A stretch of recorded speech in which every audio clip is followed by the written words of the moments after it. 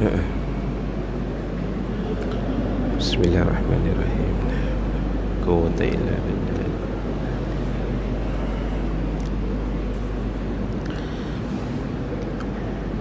Assalamualaikum warahmatullahi wabarakatuh. Kita buka majlis kita dengan bacaan Ummul Kitab Al-Fatihah. A'udzubillahi minasyaitanir rajim.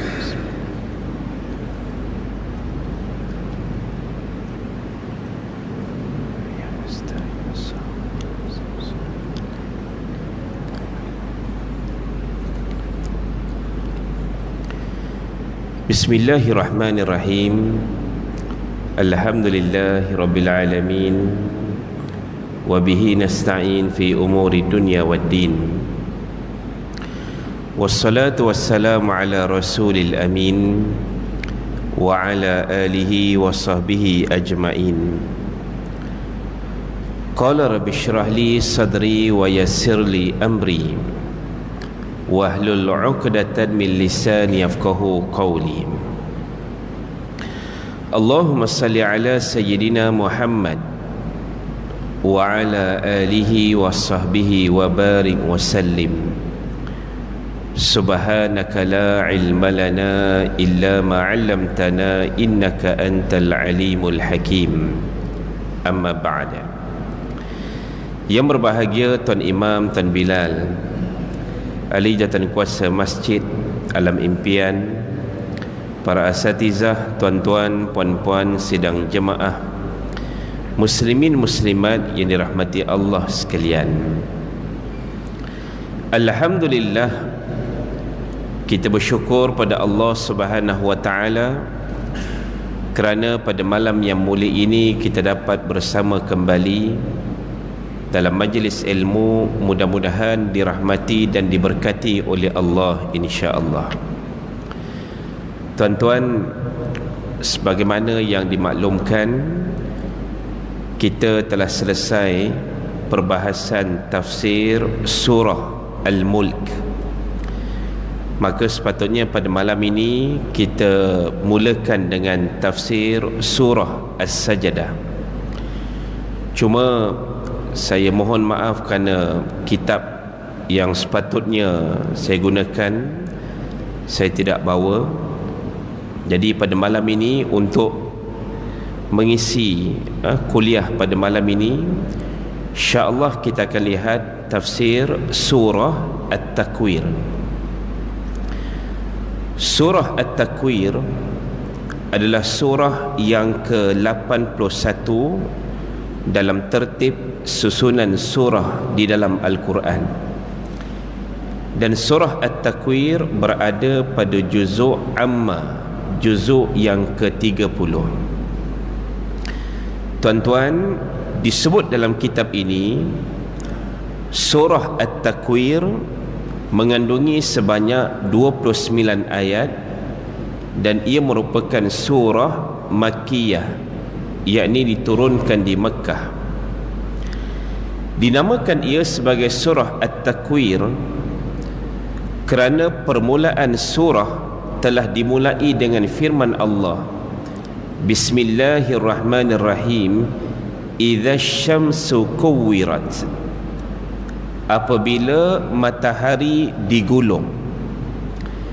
Dengan maksud ia dicantumkan antara satu dengan yang lain, kemudian dilipat dan dihapuskan cahayanya. Surah sebelum surah At-Takwir ialah surah Abasa. Bismillahirrahmanirrahim. Abasa wa tawalla, berhubung satu kisah yang mana Nabi SAW telah bermasam muka ketika mana datang seorang yang buta bernama Abdullah ibnu Ummi Maktum. Maka disebut dalam kitab ini kedua-dua surah, maknanya surah Abasa dan surah At-Takwir, menjelaskan tentang dahsyatnya hari kiamat itu dan kesengsaraan mengalaminya. Dalam surah Abasa Allah menyatakan pada ayat 33 hingga ayat 42. Manakala dalam surah ini, surah At-Takwir, Allah menjelaskan daripada permulaan ayat pertama hingga ke akhirnya. Maka kerana itulah insya-Allah kita sama-sama melihat sedikit pada malam ini tentang tafsir surah At-Takwir. Baik. Imam Ahmad, At-Tirmizi dan Al-Hakim meriwayatkan daripada Ibnu Umar radhiyallahu anhu, katanya Rasulullah sallallahu alaihi wasallam bersabda, sesiapa yang ingin mendapat gambaran tentang hari kiamat yang sebenar, seolah-olah melihat dengan mata kepalanya sendiri, maka hendaklah dia membaca surah-surah berkenaan. Antaranya surah yang kita nak bincang pada malam ini, Bismillahirrahmanirrahim, Idza syamsu kuwirat, surah At-Takwir. Kemudian surah Al-Infitar, Idza as-samaa'u fatarat. Dan yang ketiga surah Al-Insyiqaq, Bismillahirrahmanirrahim, Idza as-samaa'u syaqqat. Tuan-tuan, surah Al-Insyiqaq dan Al-Infitar, Allah menceritakan tentang apabila berlaku kiamat, maka langit akan terbelah dan akan seolah-olahnya pecah, akhirnya menyebabkan bulan-bulan jatuh ke atas bumi. Manakala surah At-Takwir yang kita nak bincang pada malam ini, Allah mulakan dengan perihal matahari. Kan itulah Allah menyatakan di permulaan surah ini, Bismillahirrahmanirrahim, Idza syamsu kuwirat, apabila matahari digulung. Baik. Disebut dalam kitab tafsir Al-Munir ini, seolah-olahnya matahari itu dilipat, dicantumkan sebahagian dengan sebahagian yang lain, seperti melipat kain serban, menghimpunkan pakaian dengan pakaian yang lain, kemudian dibuang, hilang cahayanya, sebagai tanda alam ini akan binasa. Sidang jemaah dirahmati Allah sekalian, sebab itu kalau kita nak gambarkan pun kita tidak pasti, kerana peristiwa ini belum kita tempuh. Tetapi cukuplah sebagai satu perhatian dan panduan kepada kita betapa matahari yang dianggap sebagai sumber kehidupan, apabila datangnya siang, maka akan dipenuhi dengan cahaya matahari. Malam datang bersamanya kegelapan, tetapi matahari akan menerangkan siang. Bermaksud itulah permulaan kehidupan. Kerana itu tuan-tuan, dalam seminggu dua ni apabila kita disebutkan tentang ramalan oleh Jabatan Meteorologi bahawasanya kita sudah mula masuk musim tengkujuh dan beberapa tempat sudah mula banjir, bahkan di beberapa kawasan misalnya di Kedah berlaku puting beliung. Tuan-tuan, ada satu gambar yang kita nampak di beberapa kawasan, langit tiba-tiba seolah-olahnya bertukar menjadi hitam, walaupun dalam keadaan masih siang hari. Jadi begitu pun sudah menggerunkan kita sebenarnya. Misalnya kalau kita lihat, kalau di awal pagi kita bangun, biasanya terang dengan cahaya matahari. Tiba-tiba pagi itu redup. Bukan setakat redup, mendung. Bukan setakat mendung, bahkan gelap. Seumpamanya langit itu akan runtuh. Maka begitulah dibayangkan oleh Allah Subhanahu wa taala. Ayat pertama lagi Allah memulakan, apabila matahari itu ibaratnya digulung, itulah tanda permulaan kiamat yang mana akan membinasakan bumi dan dunia ini. Sidang jemaah dirahmati Allah sekalian. Baik. Apa yang berlaku selepas itu? Allah menyatakan wa idzan nujumun kadarat, dan apabila bintang-bintang berjatuhan, dengan maksud seolah-olah selama ini bintang-bintang, planet-planet yang mengikut orbitnya yang tertentu sudah hilang kawalan, dan bintang-bintang itu kesemuanya akan jatuh berguguran ke atas bumi. Bermaksud ini benar-benar kejadian yang sangat dahsyat apabila berlakunya kiamat. Kemudian kata Allah pada ayat yang ketiga, wa idzal jibalu suyirat, apabila gunung ganang dihancurkan. Tuan-tuan, gunung ganang Allah sebut dalam surah An-Naba misalnya, wal jibala autada, dan gunung ganang itu sifatnya sebagai apa? Pasak bumi, seolah-olah dia memegang bumi agar berada dalam keadaan tenang dan stabil, tidak bergoyang-goyang, tidak berada dalam keadaan yang boleh menyebabkan manusia berasa tidak tenang di atasnya. Maka bayangkan pada ayat ketiga Allah menyatakan pada hari kiamat itu gunung ganang dihancurkan. Maka inilah di antara kejadian yang pasti akan berlaku pada hari kiamat. Tidak cukup dengan itu, pada ayat yang keempat Allah menyatakan pula wa idzal isyaru uttilat, dan apabila unta-unta betina yang bunting tidak lagi dipedulikan atau ditinggalkan. Subhanallah, di kalangan masyarakat Arab, unta betina yang bunting ini dianggap sebagai harta yang sangat berharga. Tiba-tiba bila berlakunya kiamat, di antara petanda yang besar adalah harta yang sangat berharga ini pun sudah tidak dipedulikan lagi. Tuan-tuan, bagi siapa yang biasa naik kapal terbang, kita dipesan oleh anak kapal, kru kabin, maknanya apabila berlaku kecemasan, tinggalkan barang-barang berharga. Maknanya macam mana penting sekalipun barang kita, tinggalkan. Kerana apa? Nyawa lebih utama, keselamatan diri lebih utama. Jadi maksudnya apa? Kita boleh gambarkan ketika hari kiamat, apa saja yang ada di sekeliling manusia sudah lagi tidak menjadi nilai yang besar pada mereka. Sama ada harta emas, sama ada duit yang banyak, sama ada unta betina bunting ini yang disebutkan oleh Allah, tidak lagi menjadi nilai yang besar pada ketika itu. Apa yang penting, selamatkan diri. Apa yang penting, bagaimana nak menghadapi dahsyatnya hari kiamat ketika itu. Maka ini disebutkan oleh Allah pada ayat yang keempat. Kemudian pada ayat yang kelima Allah menyatakan pula wa idzal wuhushu husyirat, dan apabila binatang-binatang liar dikumpulkan. Kenapa tuan-tuan?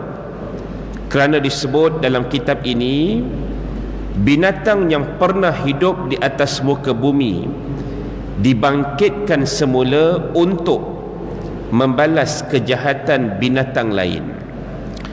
Sebab itu kadang-kadang kita lihat, bagi yang biasa tengok sama ada National Geographic ataupun Discovery Channel, yang biasa akan jadi pemangsa ini mencari mangsanya tuan-tuan. Dan beberapa keadaan yang kita lihat dalam babak-babak yang dirakam itu, bagaimana ada ibu-ibu binatang yang menjadi mangsa ini sanggup menggadaikan nyawa daripada anak mereka sendiri menjadi korban, maka ibu ni menjadi galang ganti daripada dimakan oleh pemangsa. Disebutkan pada ayat kelima betapa pada ketika hari kiamat nanti, binatang-binatang yang pernah hidup yang dimangsakan nanti akan membalas kejahatan binatang lain. Wallahu alam. Ini disebutkan oleh para ulama. Baik. Kemudian pada ayat yang ke-6 Allah menyatakan pula wa idzal biharu sujjirat, dan apabila lautan dipanaskan. Disebut laut seumpama terbakar dan menyala oleh sebab gempa bumi, sehingga api menjadi marak dan besar, bagaikan satu objek raksasa yang menyala. Dalam surah Al-Infitar Allah menyebut ayat yang hampir sama maksudnya, wa idzal biharu fujjirat, dan apabila laut itu dijadikan meluap-luap, seolah-olah ada api daripada dasar lautan dan kemudiannya menjadi berbola api yang besar daripada tengah lautan. Wallahu alam. Dan disebut oleh seorang sahabat bernama Ubay ibn Ka'ab radhiyallahu anhu tentang 6 tanda sebelum berlakunya kiamat. Antaranya, kata beliau, ketika orang ramai sedang berada di pasar, atau mudah kita sebut kita berada di tempat ramai orang, di mana-manalah tuan-tuan, boleh jadi di pasar, di shopping kompleks, di dewan, bahkan di masjid sekalipun mungkin pada ketika ini. Lalu tiba-tiba cahaya matahari hilang, kemudian bukit jatuh menghampat bumi. Bumi kemudiannya bergoncang, menyebabkan jin dan manusia menjadi kelam kabut, bertempiaran semua makhluk dan semua makhluk binatang. Sebab itu kalau kita perasan tuan-tuan, dalam surah Al-Qari'ah Allah menyebutkan perkara yang hampir sama, yauma yakunun nasu kal farashil mabthus. Pada hari kiamat itu manusia seumpama kelkatu yang berterbangan. Cuba tuan-tuan tengok, bila nak hujan, kelkatu ni dia akan hurung lampu. Dia tak tentu arah tuan-tuan, ke kiri, ke kanan, ke depan, ke belakang, dia tak pasti nak ke mana. Begitulah dibayangkan manusia apabila berlakunya kiamat, bermaksud semuanya gempar dan tidak pasti ke mana tempat hendak dituju. Sidang jemaah dirahmati Allah sekalian, lalu disebut oleh Ibn Abbas radhiyallahu anhu bahawasanya 12 perkara penting akan berlaku berkaitan kiamat. 6 perkara di dunia dan 6 lagi di akhirat. 6 perkara yang pertama telah dinyatakan oleh Ubay ibn Ka'ab tadi, manakala 6 perkara lagi dijelaskan oleh ayat-ayat seterusnya. Maka tuan-tuan, bermula ayat yang ke-7, maka ini adalah tempoh kebangkitan semula. Lalu Allah menyatakan pada ayat yang ke-7, wa idzan nufusu zuwijat, dan apabila roh-roh dipertemukan semula dengan tubuh. Tuan-tuan, bila kita mati, roh ini akan berpisah dengan jasad. Bahkan kalau kita kaji sebagaimana pandangan para ulama, roh mereka yang saleh, yang taat kepada Allah, yang beriman, akan diletakkan pada kedudukan yang tinggi lagi mulia yang dinamakan sebagai illiyin. Maknanya pisah saja roh daripada jasad, tempatnya rohnya diletakkan di tempat yang mulia. Manakala roh mereka yang kufur kepada Allah, yang ingkar, akan diturunkan kedudukan mereka di tempat yang dinamakan sijjin. Jadi ini yang berlaku ketika roh berpisah daripada jasad. Lalu ayat ke-7 menerangkan kepada kita, apabila hari kebangkitan semula berlaku, roh akan bercantum semula dengan tubuh ataupun jasad tadi. Maka kemudiannya pada ayat yang ke-8 Allah menyatakan pula tentang kisah bagaimana pada satu zaman Arab jahiliyah adanya anak-anak perempuan yang masih bayi ditanam hidup-hidup. Allah menyatakan pada ayat yang ke-9, ayat yang ke-8, wa idzal mau'udatu su'ilat bi ayyi dzambin qutilat.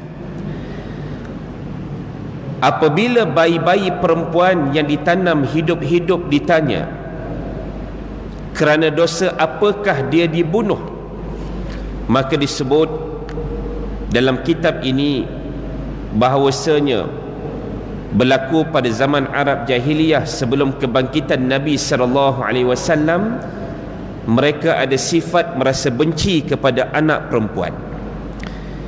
Bagi mereka, anak perempuan akan membawa kemiskinan. Anak perempuan akan membawa malu kepada mereka. Lalu untuk mengelakkan hal itu, mereka menanam anak-anak ini hidup-hidup. Bayangkan tuan-tuan. Sebab itu Allah menyatakan pada hari kiamat nanti, anak-anak perempuan ini akan bertanya, di atas sebab dosa apakah kami dibunuh? Dan ada satu hadis yang menarik yang disebut berhubung tentang anak-anak ini, daripada Khansa binti Muawiyah Al-Sarimiyah, daripada bapa saudaranya, aku bertanya kepada Rasulullah sallallahu alaihi wasallam, ya Rasulullah, siapakah yang masuk ke dalam syurga? Lalu jawab Nabi sallallahu alaihi wasallam, an-nabi fil jannah, para nabi dalam syurga, wasyahid fil jannah, para syuhada juga dalam syurga, wal maulud fil jannah, anak-anak kecil yang meninggal dunia ketika kecil dalam syurga, wal mau'udatu fil jannah, dan anak-anak perempuan yang ditanam hidup-hidup ketika masih kecil juga akan masuk syurga.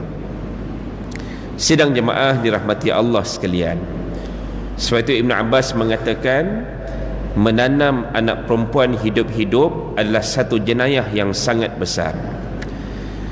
Kita boleh bayang pada zaman ini tuan-tuan, betapa berita-berita yang kita dengar melibatkan bayi-bayi yang dibuang, sama ada di merata tempat. Seawal anak ini dilahirkan, kadang-kadang oleh kerana secara mengejut mungkin perempuan yang mengandungkan anak ini tidak mahukan anak ini, lalu dibuang. Tambah lagi lelaki yang tidak mahu bertanggungjawab.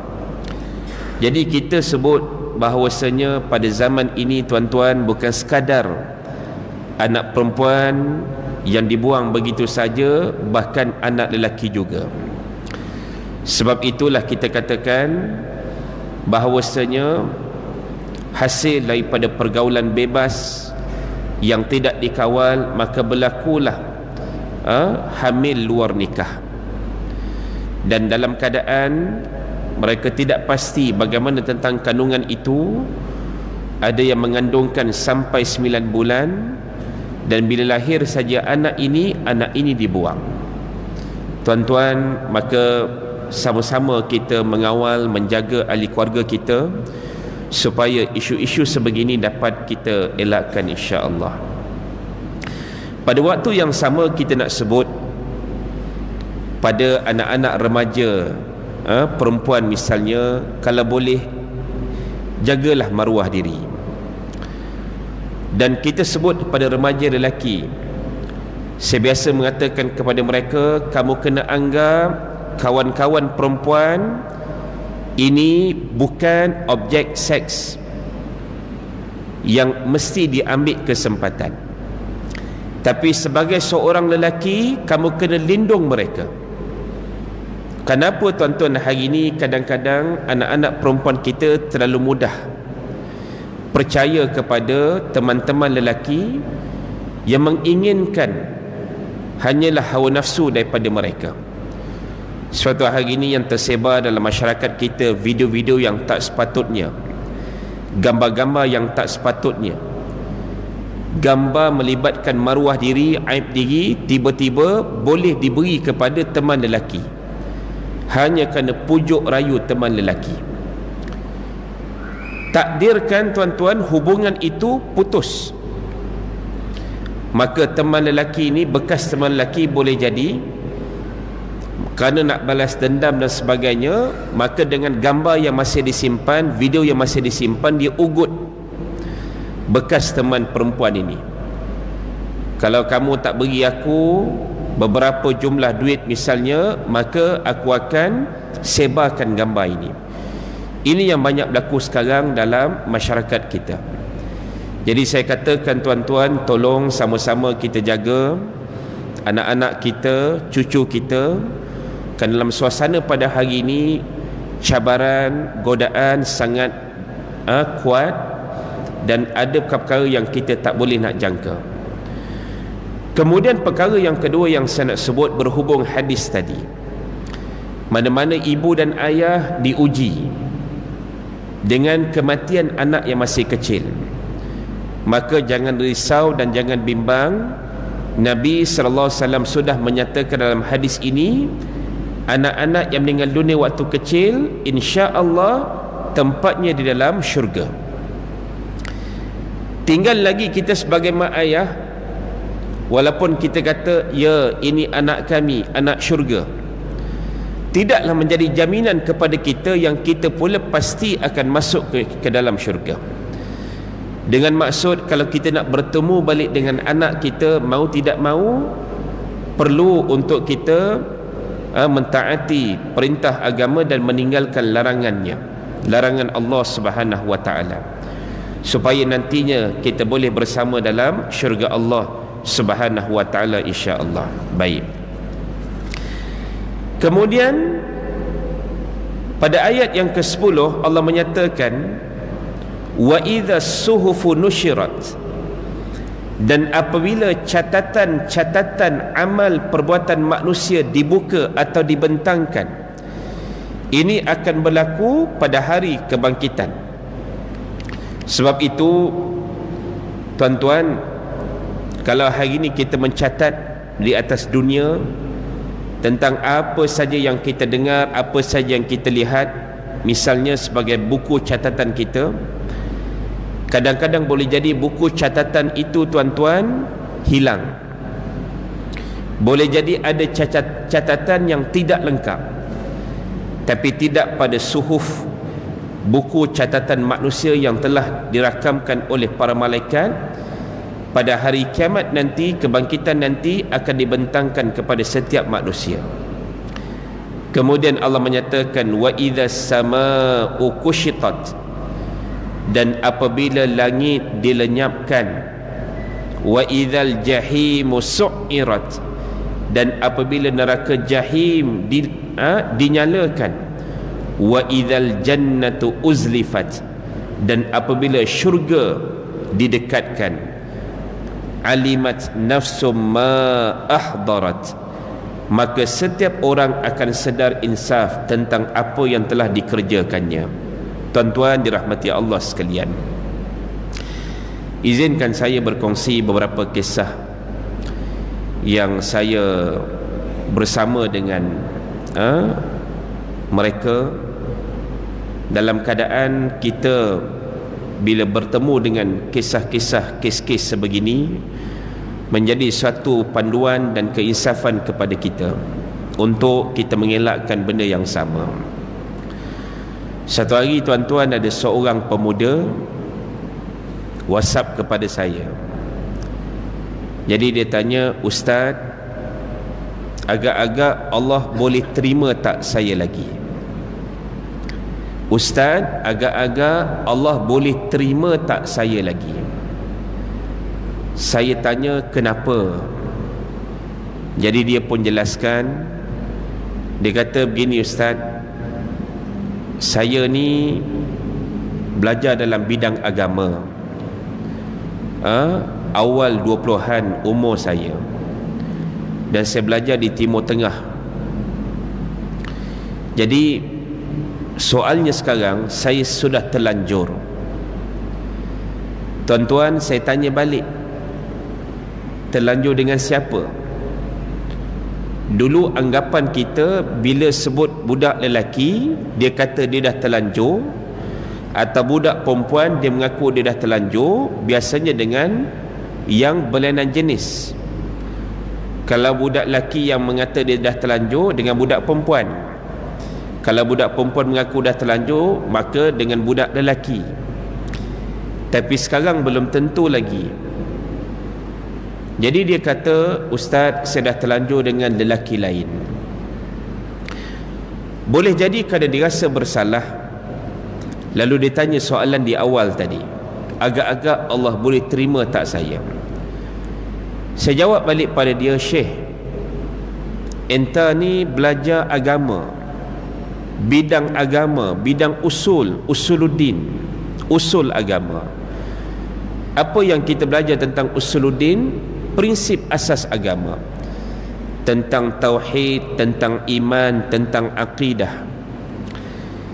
Jadi saya jawab balik pada dia, yakin bahawasanya iktiqad kita sebagai ahli sunnah wal jamaah, bahawasanya selagi kita masih bernyawa, pintu pengampunan Allah terbuka luas untuk kita,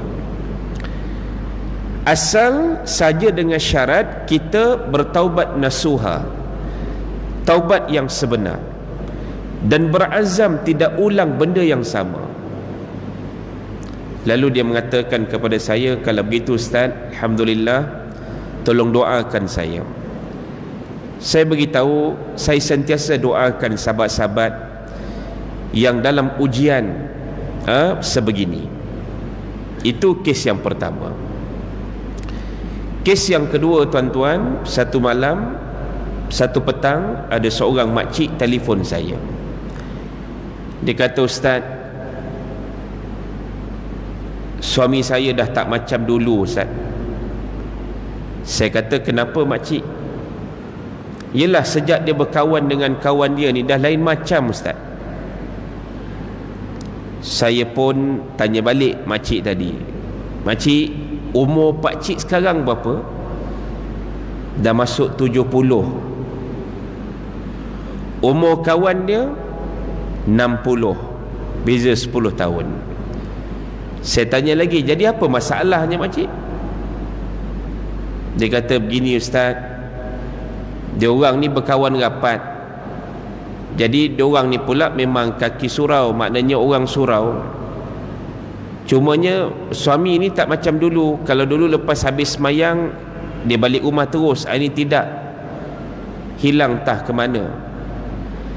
Jadi satu hari saya ni tertengok handset dia, urut dada saya, Ustaz. Terkejut saya sebab saya tengok ada macam-macam dalam handset dia. Saya tanya balik, ada apa makcik? Ada rimau ke, ada gajah ke, apa benda? Dia kata, itulah Ustaz, macam-macam gambar video yang tak senonoh.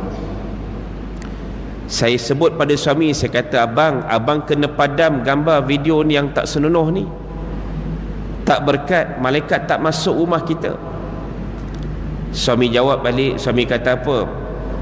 Entahlah, saya pun tak reti nak padam. Kita pun muskil juga, tuan-tuan, tak reti nak padam ke ataupun tak nak padam. Wallahualam.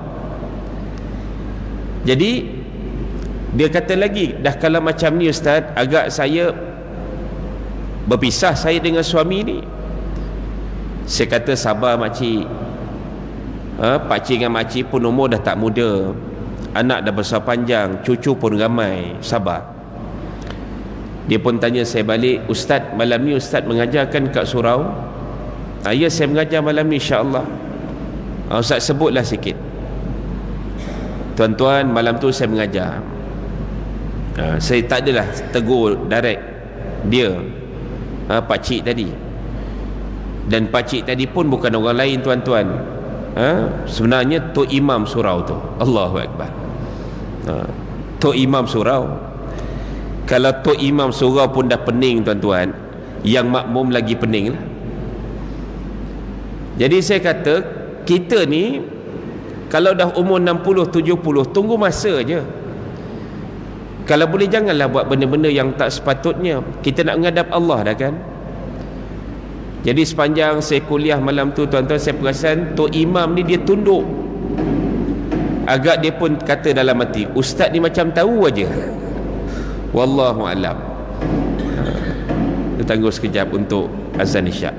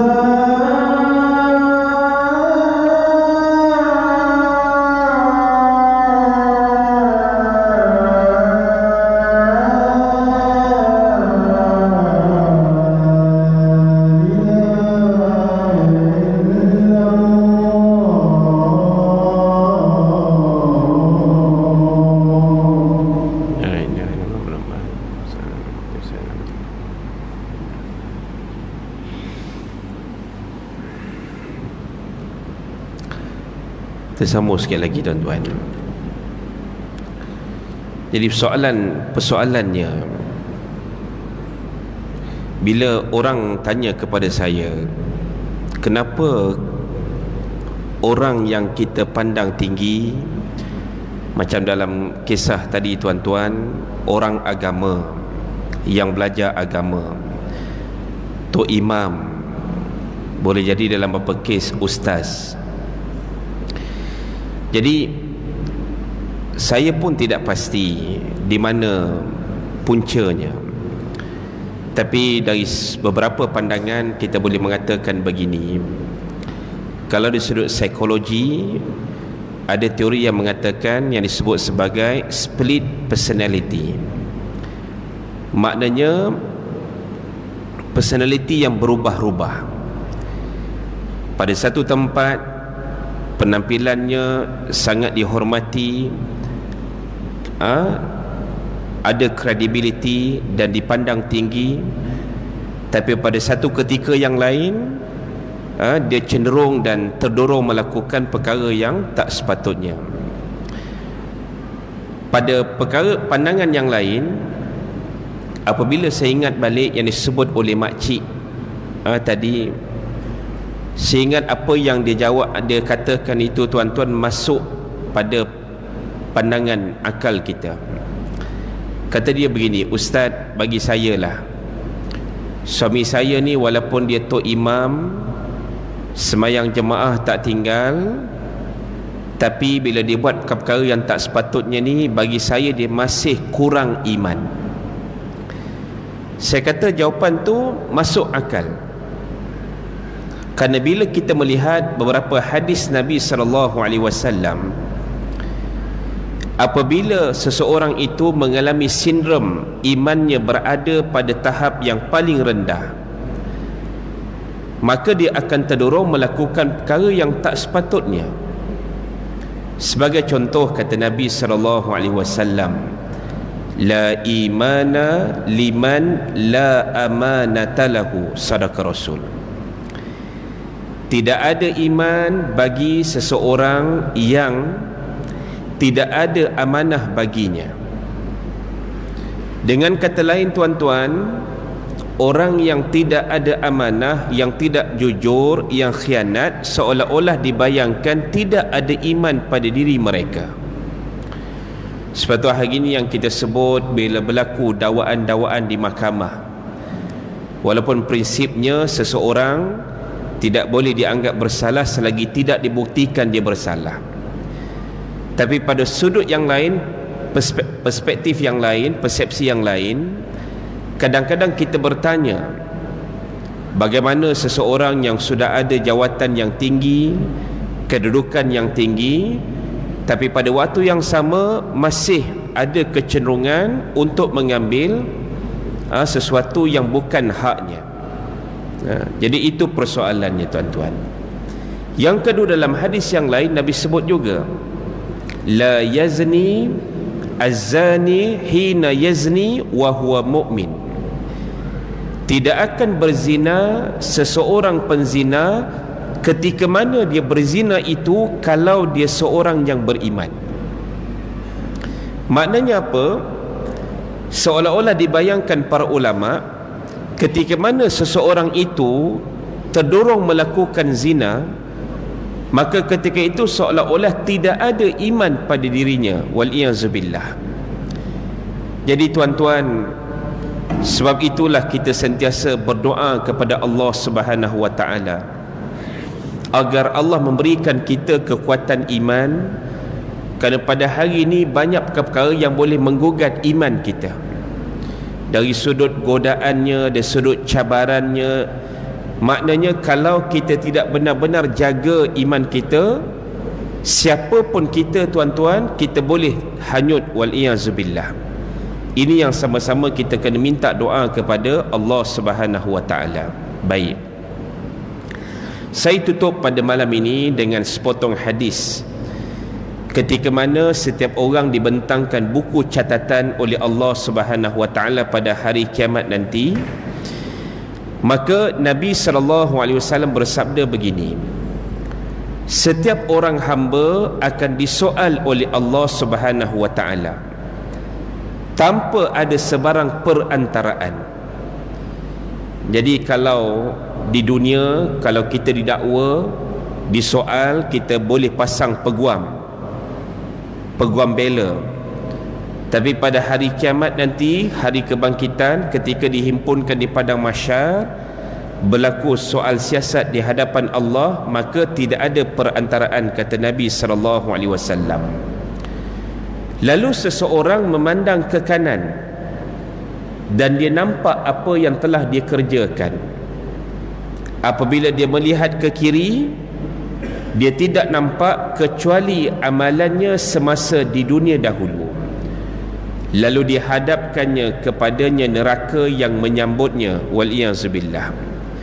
Oleh itu, kata Nabi SAW, barang siapa yang mampu mengelakkan diri daripada api neraka walaupun dengan separuh buah kurma ataupun tamar, maka hendaklah ia melakukannya. Sadaqah Rasul. Tuan-tuan dirahmati Allah sekalian, sebab itu berbalik kepada kita dalam beberapa berita-berita yang kita dengar, misalnya tuan-tuan, di Kuantan hari itu ada seorang imam ganti. Oleh kerana mungkin imam yang bertugas tidak hadir, maka dia ganti jadi imam waktu subuh ketika itu. Pada rakaat yang pertama, dia rebah dan meninggal dunia. Lalu ditanya kepada isteri arwah baru usianya sekitar 61-62 begitu tuan-tuan. Dan kata isteri arwah bahawasanya suami saya ni pada setiap malam sebelum tidur memang dia akan baca surah Al-Mulk.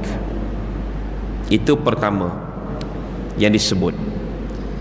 Yang kedua, dia suka bersedekah, sebab dia tanam banyak pokok sekitar rumah ni. Jadi bila sampai musim buah, maka dia akan sedekah pada jiran-jiran. Yang ketiga, dia sangat kasih kepada anak-anak ataupun budak-budak. Tuan-tuan, kalau kita tengok tiga amalan ni, selain daripada kefarduan solat kita, puasa Ramadan kita, haji kita bagi yang berkemampuan, maka kita boleh anggap tiga amalan yang disebut oleh isteri arwah ni amalan sunat biasa. Baca surah Al-Mulk sebelum tidur. Sebab itulah hari ini kita sebut di setengah-setengah surah dan masjid yang saya mengajar, alhamdulillah sudah dimulaikan amalan ini.